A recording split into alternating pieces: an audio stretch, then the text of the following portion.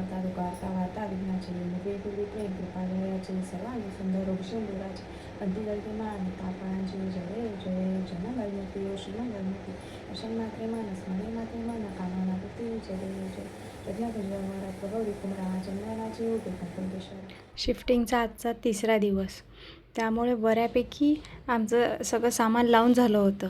जवळजवळ 3रा दिवस आजचा. आम्ही 4 मिळून सामान लावत होतो, त्यामुळे बऱ्यापैकी सगळं सेट झालं होतं. आई दादा तर कालच गेले होते घरी, कारण मी पण आणि राधा पण जाणार होतो, पण थोडंफार सामान अजून लावायचं होतं. म्हणून मग आम्ही म्हटलं की नाही, मी थांबते एक दिवस आणि सगळंच व्यवस्थित सामान लावून येते. म्हणून मी आणि राधा थांबलो आणि आई आणि दादा घरी गेले होते. त्यानंतर मग राधाला सकाळीच मी मिनूकडे ठेवून आली होती आणि मी स्वतःची तयारी वगैरे करून स्वतःचं आवरलं आणि देवपूजा वगैरे करून घेतली. त्यानंतर मग दुपारपर्यंत मला जेवढं पॉसिबल होतं तेवढं सगळं सामान मी सेट केलं आणि मग दुपारी मिनूकडे गेली, तिच्याकडून जेवली आणि तिथूनच मी परत आमच्या घरी जाणार होते. मग तिकडे मिनूच्याच घरी दुपारी सगळं कामं आवरून गेली. त्यानं तिच्या घरी जेवण वगैरे केलं. त्यानंतर मी आणि राधा आम्ही दोघीजणी घरी जाण्यासाठी निघालो. तेव्हा दुर्वाचे पप्पा आम्हा दोघींना स्टेशनला सोडायला आले होते आणि दुर्वाची फरमाईश होती की मम्मा येताना माझा झोका आठवणीने घेऊन ये, मला तो हवा आहे.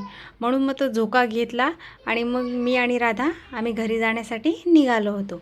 आणि राधा त्यावेळेस पहिल्यांदा एस्केलेटरवर चढली होती, त्यामुळे तिचा आनंद तर खूपच तिला त्या गोष्टीचा झाला होता. राधा इथं इथं कोण चालतं, इथं इथं